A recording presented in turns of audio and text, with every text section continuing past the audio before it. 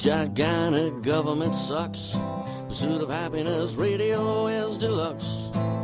Liberty and freedom will make you smile. The pursuit of happiness on your radio dial. Just as cheeseburgers and liberty fries, it's pursuit of happiness time.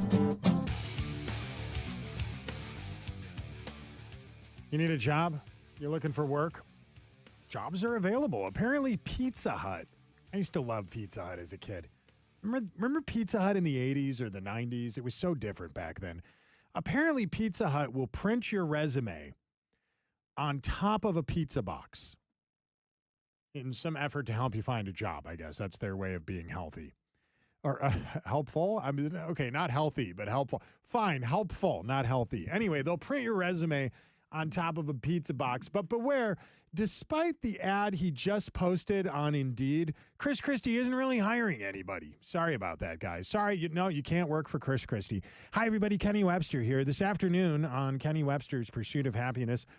Who's joining us today? Stand-up comedian Tim Mathis is going to be here. We're going to go deep inside the P. Diddy allegations. We're gonna really get up into the thick and thin of it. So stick around for that. It's gonna get vile. And, Crystal is here from Wheelchairs for Warriors. We have a comedy show coming up to raise money for disabled military veterans. We hope you guys will come be a part of it. That'll be a lot of fun. But before we get to anything, let's start the afternoon broadcast here with this. We have just arrested somebody for threatening to assassinate Supreme Court justices.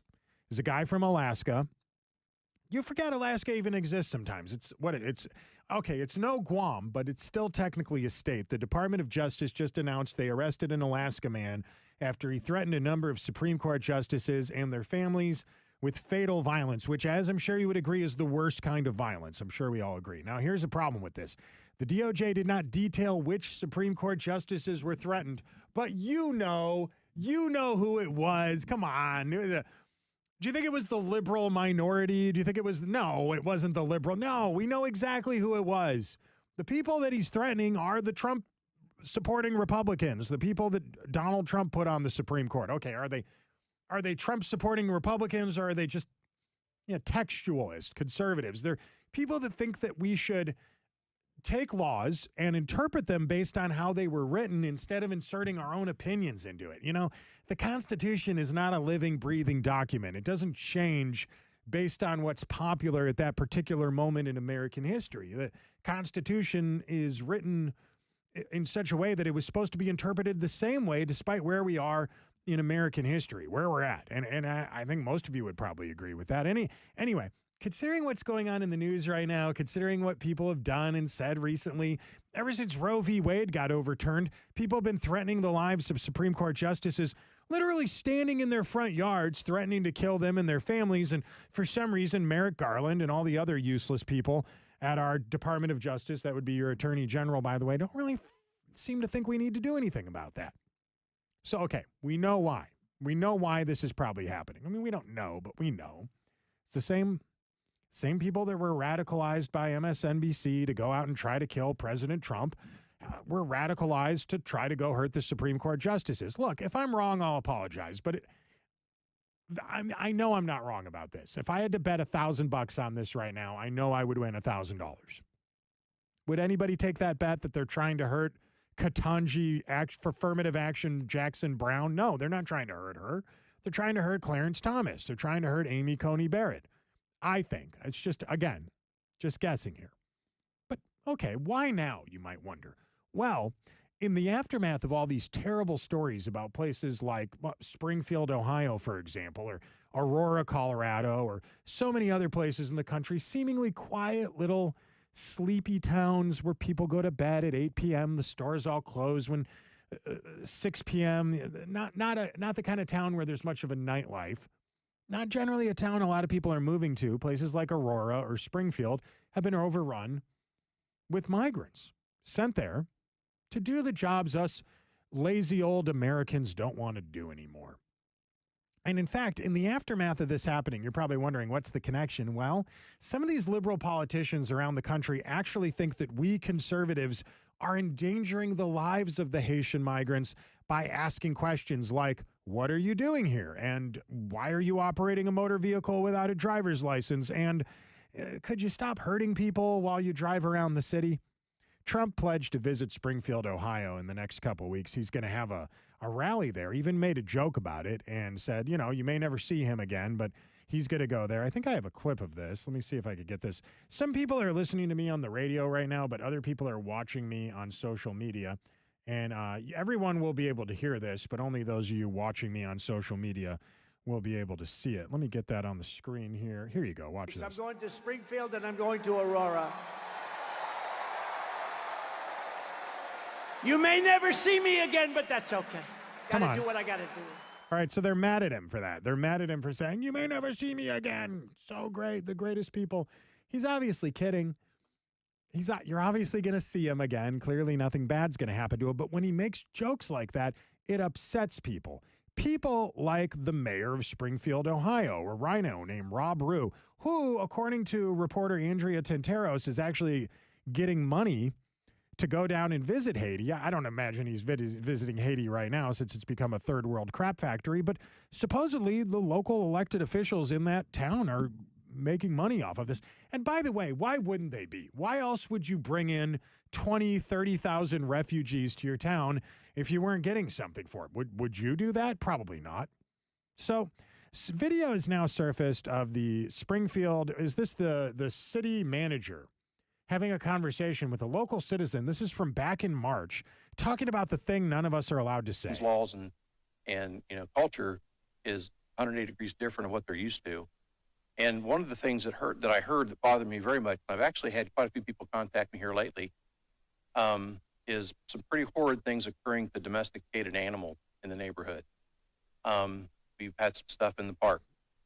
The ducks, the geese. Again, they're being taken advantage of for reasons other than, and if you shake your head, Brian. No. I asked me if there was proof. Okay, just don't have proof. Well, yeah, you're not allowed to talk about this as a city meeting, guys. That's, oh, no, you ought not say the thing out loud that everyone in town is saying. But let's pretend hypothetically none of the animals are in any danger. Let's pretend hypothetically everything you've heard about geese and ducks being eaten by these migrants, ritualistic sacrifice, voodoo practitioners, it's all fake, right? Could be. I don't know. I'm not there. Are you? How about this? Here's something that's not fake. Townhall.com reporting in the early hours of December 1st, 2023, 5:40 in the morning, a Haitian national ran down a 71-year-old woman, Kathy Lynn Heaton, a Springfield grandmother known affectionately as Mama. Hang on. I think I actually have do I have a picture of her I could put up on the screen here for you? Yep, there she is. This is the woman who's killed. The collision killed her. The driver gets off scot-free. It was the morning after her 71st birthday. Could you imagine the day after your grandma has a birthday, she dies because some migrant that wasn't supposed to be in the country runs her down and kills her? Pretty gruesome, right? Pretty horrible thing. Wasn't the only person that happened to. There was a similar story about a little boy who was ran down and hit by some Haitian migrants. Wasn't supposed to be driving, wasn't supposed to be there. So yeah, okay. Maybe some of these stories about animals are being taken out of context. But you know what's not being taken? That woman really died. That really happened. Law enforcement in the area there, not really doing anything about this, kind of have their hands tied. There are a lot of Haitian horror stories coming out of Springfield, Ohio. But rather than listening to ABC News or David Moore, I love his last name, David Moore at ABC News, telling you, no, we called the city manager. Hey, any migrants down there killing people or animals or kids? No. He says, no, Trump's a liar. Instead of doing that, why don't we actually ask the people that live in Springfield, Ohio, what is happening? A reporter went there named Nick Johnson. This is what he learned. Displacement. They're displacing our community. What they're doing is they dropped all these people in our community, which cranked the prices of everything up. Everything, the houses, the groceries, everything is through the roof. The prices of used cars on Marketplace, they're buying everything with cash. They're paying cash for houses. I've never been able to pay cash for a house in my life. How are they getting cash? Where are they getting their cash? Biden bucks, if you ask me. But I can tell you personally that when I worked at the grocery store and I cashed them out, the receipts were alarming. $13,000 on EBT food not including the $29,000 that was on EBT cash. It's infuriating. Yes, sir. So they're not getting $600 to $1,500 And while they're a month. dressed very well, very well, how are you able to dress like that? Coming over here as running for help that we're supposedly helping them? How? All right, let's pause it right there. Look, this video goes on and on. It's easy to find on X if you'd like to watch it. ABC News says nothing's wrong in Springfield, Ohio. But Springfield, Ohio is just one of the many places in the country where they are bringing refugees into the community, giving them money that actually belong to you. You're the taxpayer, and then providing them with housing, providing them with food, providing them with free education, free health care. Probably not any of things that you're being provided with. I would imagine most of the people watching me right now or listening to me have to pay for their own education and health care and housing. When we pay taxes, which are absurdly high, we hope that that money is being used to improve our own lives. It's not. It's not even really being used to improve the lives of these Haitian migrants. I mean, it kind of is in the short term, but at the end of the day, this is about making life easier for the ruling class. You're not supposed to ask questions. They tell you over and over again the great replacement theory is some neo-Nazi, white supremacist talking point. And for the last time, we're not actually suggesting the great replacement theory is real. We're just saying that we're going to take you out of the home and the community and the job you currently have and put somebody else in it, and you'll be homeless now. But it's not the great replacement theory. This is Pursuit of Happiness Radio. This is Kenny Webster's Pursuit of Happiness on KPRC 950, Houston. You know, it's amazing. We've talked about this before. It's the evolution of the liberal talking point, right? It starts off, there are no migrants taking over Springfield, Ohio. Start off with that. And then they realize, okay, they are actually. And okay, fine, they are, but they're not eating ducks or geese, or okay, maybe they are doing that. But actually, it's fine. It's okay, because Springfield, Ohio used to have a lot more people living in it. But thanks to the Rust Belt falling apart and all the jobs being shipped off overseas, actually, it's good that these migrants are coming here. And then finally, if you don't like all the migrants coming to town and hurting and killing people and creating problems and using up all the local resources, it's only because you're a racist. It's not very funny, is it? You know what is funny? Comedy. We're hosting a stand-up comedy show if you guys want to come out. November 10th. I think yesterday I said it was October 10th. It's not. It's November 10th. It's the Sunday before Veterans Day. Veterans Day falls on a Monday this year. I think it usually does. And anyway, that Sunday night, we're going to be at Bad Astronaut Brewing Company. If you want to go, it's pretty easy to get tickets. Tickets start at $25. Download the WJ, the Walton & Johnson smartphone app. Available in both the Google Play Store and the Apple App Store, or you could just go to wheelchairsforwarriors.org and you could get tickets there. Very affordable, very easy thing to do. I hope you guys will. Anyway, let's continue, if you don't mind.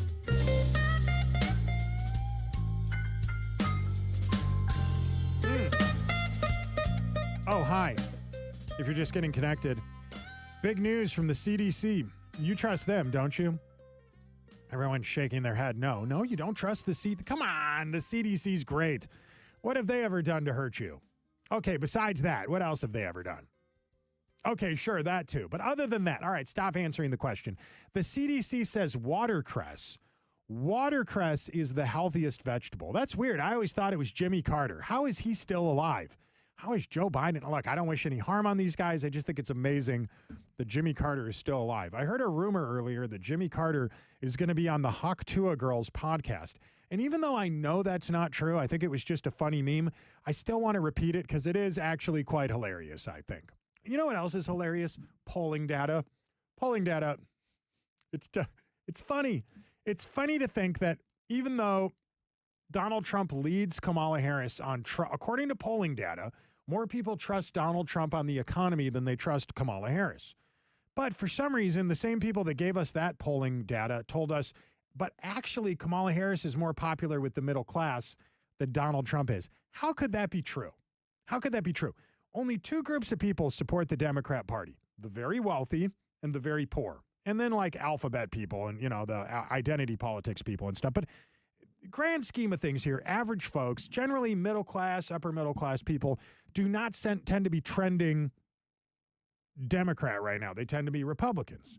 If you don't believe me, look at this news yesterday from the Teamsters Union. The Teamsters Union, for the first time in decades, I guess, is not endorsing a political candidate in the presidential election. Why would they?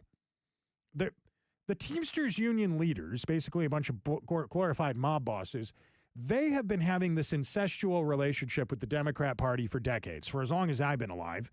And I'm a wise elder millennial. I'm one of those middle-aged millennials. Well, for as long as I've been around, the Democrats and the Teamsters, they've just been going at it, just, playing reach around, political reach around, having a great time together.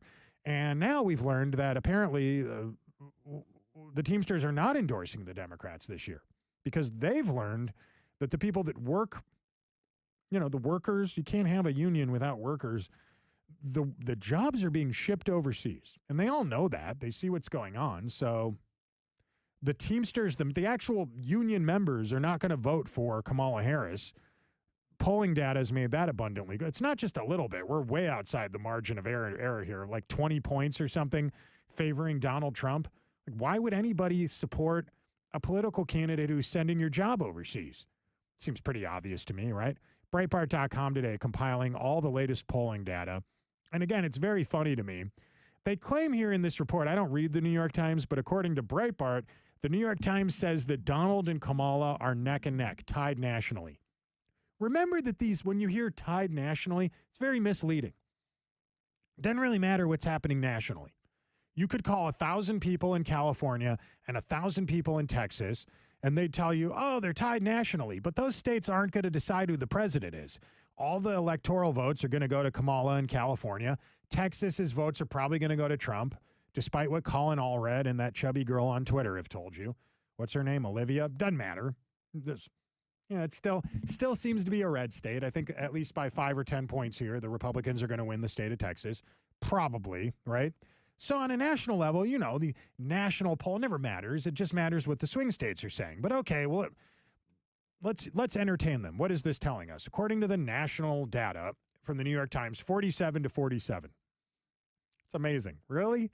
And then who are the remaining 6% of people voting for? Cornel West? What, Jill Stein? Does Jill Stein ever stop running for president? It feels like she's been running for president for a pretty long time. Anyway, they say that this was taken right after the debate. Third-party candidates on the ballot got 2 points, and then I guess the remaining ones were undecided. So using the Real Clear Politics average poll of state polls, Trump actually leads narrowly in North Carolina, Georgia, and Arizona. What about those other states? Harris leads narrowly in Pennsylvania, Wisconsin, Michigan, and Nevada. 2 of those states I do not understand. If you're in Pennsylvania, a state where most of the state's money comes from what? Fracking, energy industry? Kamala's been crystal clear about that. She wants to send those jobs overseas. You're going to vote for the person. Excuse me, he's not sending them overseas. She wants to ban fracking. Kamala's been very clear about this. Ban fracking in Pennsylvania. She said it for years, right up until 13 minutes ago when she suddenly didn't believe that anymore. If you're a Pennsylvania voter, are you really that gullible? I guess they must be. What about the other one, Michigan? Michigan is auto workers and Islamic extremists. And I got to think the Islamic extremists are mad at Kamala because of her association with Joe. Kamala said at the last debate she supports Israel. She's always supported Israel. And I don't personally care if she supports Israel or not. I don't have a horse in that race. I don't live in Israel. But I know who does care. The residents of Dearbornistan. They don't want their president to support Israel. They want their president to say, hey, kill the Jews, or that's their take on it. Nevada, I don't understand that one either. You live in Nevada. What do you like? Gambling and guns. Is Kamala your girl on that? All right, probably not. So in the meantime, Donald Trump leads Kamala Harris nationally in a couple other polls, 49 to 47, according to Rasmussen. I've always felt like Rasmussen was a little more accurate. According to the report here, this is our first survey to fully reflect the impact of the September 10th televised debate. After that debate, Rasmussen put Trump ahead by 2 points. They surveyed 1,800 likely voters, and that's what they found out. And the internals look very good for Trump. He earns 30% of the black vote. He's only down with Hispanics by 4 points. He leads with independents by 4 points. Independents are going to decide. We already know what the Republicans and the Democrats think. So this partisan breakdown is 35% Democrats, 33% Republicans, 32% other. according to the young voters. Here we go. I'm sorry, I'm reading the wrong part of it. In the age demo, Harris leads young voters, people in their 20s, 47 to 46. Middle-age voters, 40 to 64. That's Trump. And then for the elderly, Kamala narrowly leads 65 and up. How could that be? How could elderly people support Kamala Harris? I don't know. Can't wrap my mind around that one either.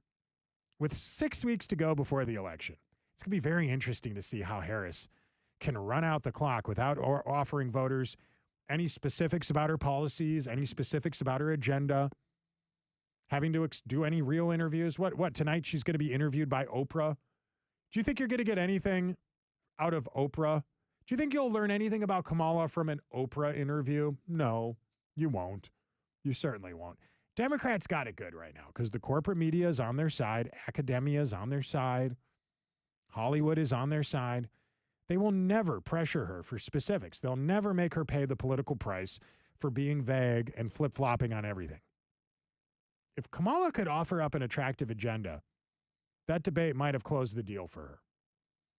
Obviously, she wants to keep the focus on Trump, so this election is a referendum on him. Obviously, they want to keep the narrative up that Trump is the incumbent candidate. There's just one problem with that narrative. Trump is not the incumbent candidate. Trump is the outsider here. All of your problems right now lead directly to Kamala Harris, and yet somehow she has actually convinced the media to try to convince naive, ignorant, uninformed voters that Trump is still in the White House and he's responsible for all your problems. I don't know why, but people are believing it. I'm listening to Pursuit of Happiness Radio. This is Kenny Webster's Pursuit of Happiness on KPRC 950, Houston. All right. Greetings to everybody in the comment section. If you're watching this video, if you don't mind, give me a little share. Isn't it amazing how different each of the social media platforms treats my content? I used to be shadow banned on X. For a long time, I didn't have a lot of followers on X. And then after Elon bought the platform, God bless Elon, my follower count shot up. Then this isn't about me. There's a lot of people in conservative media that are good. I think I'm pretty good. I think I'm a great radio producer. I think I'm a pretty good talk show host. And when it comes to social media, I'm okay. But I could tell you, I make all that point to say this. I have about 500,000 people that follow me on Facebook. 500,000 people. And 11 people are watching me right now. Meanwhile, I have 50,000 people that follow me on Twitter, and 257,000 people are watching me on that platform. Isn't that amazing? If that's not a shadow ban, I don't know what it is. But anyway, if you are watching me right now on any of those platforms, thank you so much. Let's see what people have been saying here. Colton is on Facebook. He says, Kenny, you the man. Hello from Senla, Central Louisiana. Good to see you. Todd says, give him hell, brother. Good to see you, my man. Godzilla Tamer on YouTube says, attention Americans. When Kamala and Tim Walz steal this election, then the real deal insurrection will have to happen because having these two tyrants in office is absolutely unacceptable. I do not agree with that. I do not. Oh, okay. I get what you're saying. That if they steal the election, they would be the insurrectionists. I'm not. Okay. Let me break that down. If that's what you're saying, here are my thoughts on that. I'm not naive enough to believe that people don't try to cheat in elections. They do. Every 2 years, every 4 years, there are people that get arrested. It's not in as big a numbers as anyone would have you believe, nor is it in as low a numbers as anyone. There's examples all over the country. Every time there's an election of somebody somewhere voting more than once, illegals voting in Texas. We recently purged many people from the polls. Whether you agree with that or not, YouTube, whether you want to take this video down or not, Google, I assure you, we found examples of non-citizens voting in recent elections here in the state of Texas. We have evidence of it. They've been purged from the voting rolls recently. So thank you to Ken Paxton for doing that. That's very cool. It will happen. But is it going to be enough to swing the election? I don't want to say yes to that because for two reasons. Number one, I don't want to believe that America is in that poor shape. And number two, I don't want to discourage people from going out to vote. Vote anyway. Let's wait until we lose to be losers. Do you know what I mean? That hasn't happened yet. Let's wait until we win to be winners. You know, let's not assume we've won. Let's not assume we've lost. I'm not trying to, this isn't about picking on you, Godzilla Tamer. I think your YouTube handle is very funny. I enjoy Japanese horror monster films as much as the next guy does. But I think it's too soon to say for sure that someone's going to rig the election. Are they? Will people try? Of course they'll try. There's always someone out there trying to do something bad all the time. Cotton Candy on YouTube says, I live in Springfield, Ohio, and it's a hot mess. See, I'd love to know more about what's going on there. Trump's going to go there. And who else was there recently? Taylor Hansen, you guys know who that is. He's a very good journalist. I'm going to have him on the show very soon. I'm told that right now he's away on vacation with his wife or his spouse or his fiance or whatever. So when he comes to town, we're going to get him on the show. And we're going to, when he's back from his trip or wherever he's at now, he was just in Springfield, Ohio. We're going to get some information from him. A bunch of guys, it looks like there's a bunch of people in the hallway right now from what looks like the Houston Astros just walked into the radio station.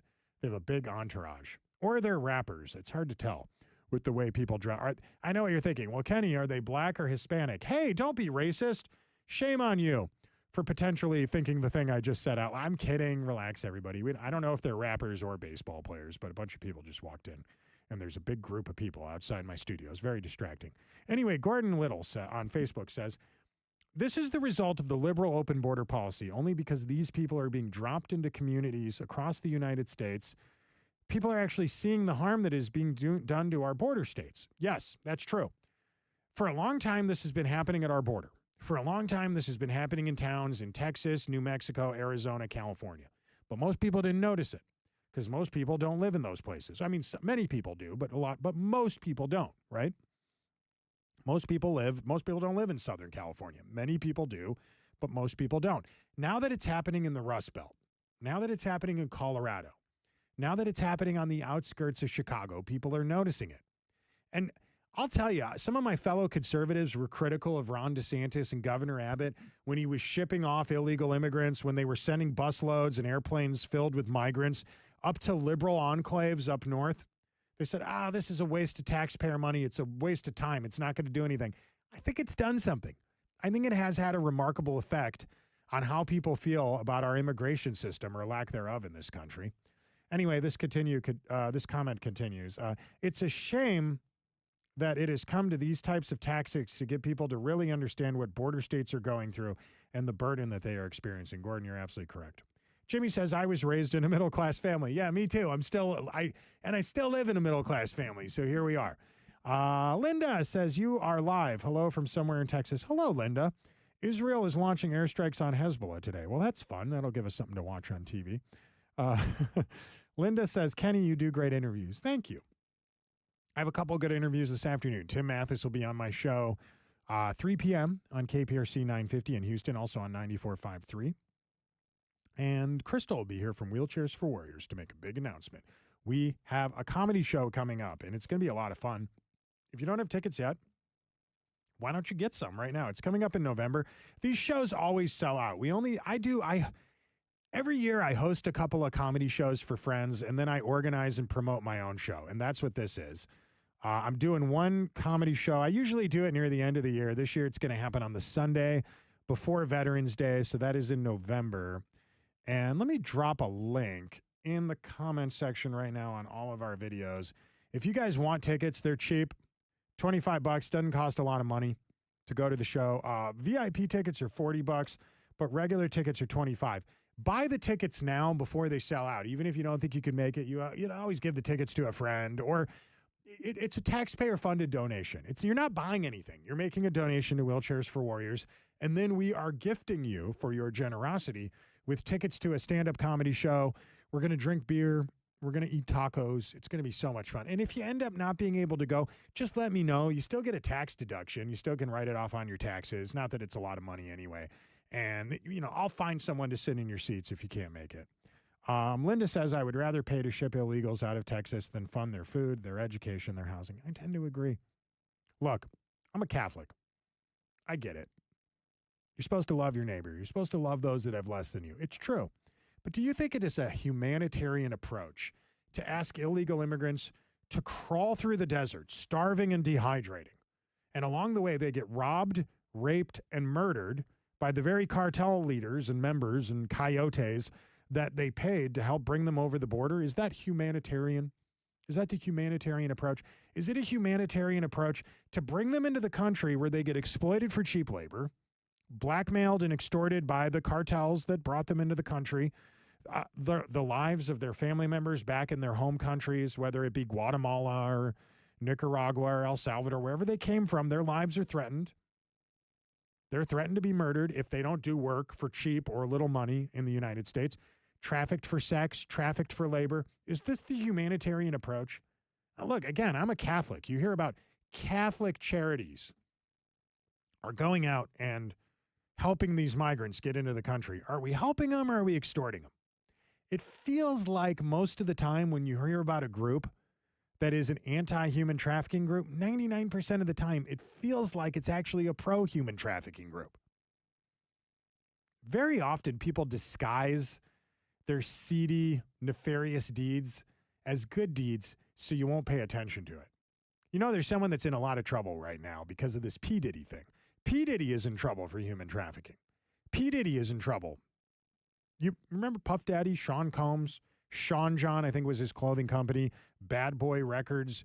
I always thought he was kind of a Nickelodeon rapper. And then we learned in a very short period of time, a lot of horrible things happened at Nickelodeon, the TV channel, and Puff Daddy's a bad guy. So maybe he was a Nickelodeon rapper the whole time. We just thought that meant something else. Anyway, he's in trouble now for human trafficking, and his buddy Ashton Kutcher, the star of That 70s Show, attended all these parties in Hollywood.